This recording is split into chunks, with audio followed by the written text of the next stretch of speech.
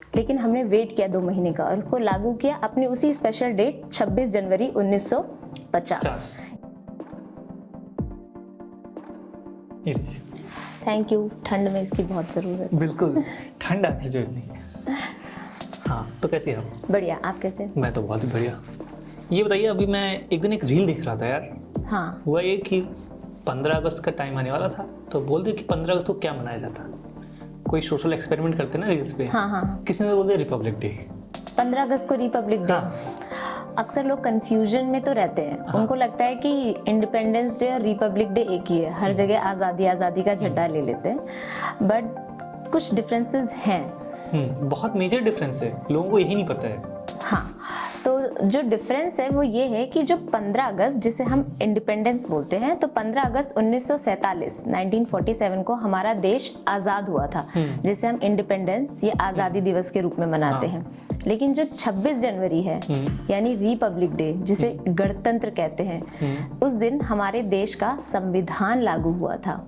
और संविधान की वो प्रियम्बल नहीं पढ़ी है क्या आपने? We the people of India. Yes, we the people of India having solemnly resolved to constitute India into a sovereign, socialist, secular, democratic and republic. ये तो आपको याद भी है, मुझे तो याद ही नहीं है।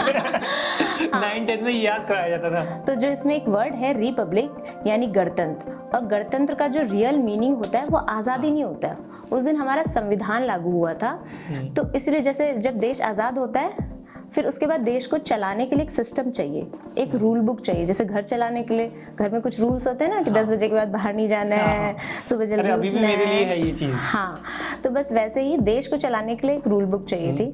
तो बाबा साहेब भीमराव अंबेडकर ने ये दारोमदार उठाया, एक संविधान तैयार किया, जिसे 26 जनवरी 1950 को लागू किया गया, जिसका मतलब होता है कि जो हमारी जो सुप्रीम पावर है वो जनता के हाथों में। गणतंत्र का मतलब होता है सुप्रीम पावर हमारी पब्लिक के पास, और हेड ऑफ द स्टेट चुनने का अधिकार हमारी पब्लिक के पास। तभी हमारे पास तब डेमोक्रेसी इंट्रोड्यूस हुई। हाँ, नहीं, डेमोक्रेसी और गणतंत्र भी दो अलग अलग टर्म्स हैं।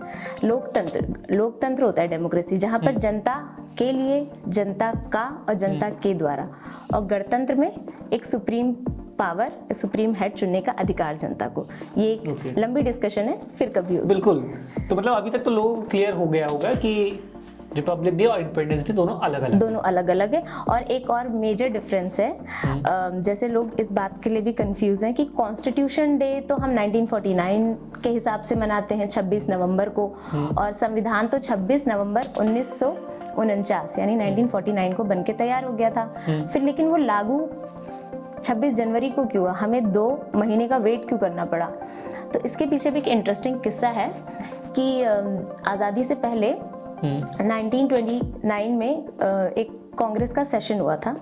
उस दिन, उससे पहले हम लोग हमेशा डोमिनियन स्टेटस की बात करते थे, पूर्ण स्वराज यानी कंप्लीट इंडिपेंडेंस की बात किसी ने की नहीं थी। लेकिन फिर कुछ बातें हुई और फिर कंप्लीट इंडिपेंडेंस की बात लोगों ने करी, तो फिर ये डिसाइड हुआ कि 26 जनवरी 1930 को आज़ादी दिवस के रूप में मनाया जाएगा। जब तक हमें 15 अगस्त 1947 की आज़ादी नहीं मिली थी, उससे पहले हमेशा 26 जनवरी 1930 को आज़ादी दिवस मनाया जाता था। फिर जब हम आज़ाद हुए 15 अगस्त को, तो वो डेट हमारे लिए काफ़ी स्पेशल थी।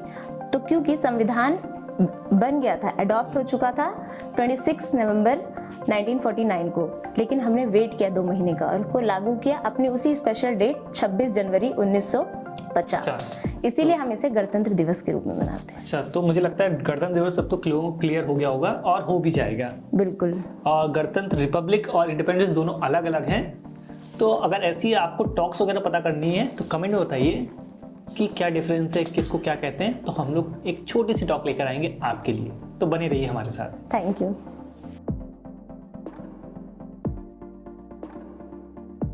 कैमरा रोलिंग है? हाँ, ठीक है, कट कर लेना। हम नहीं करेंगे। 2 साल 11 महीने और 18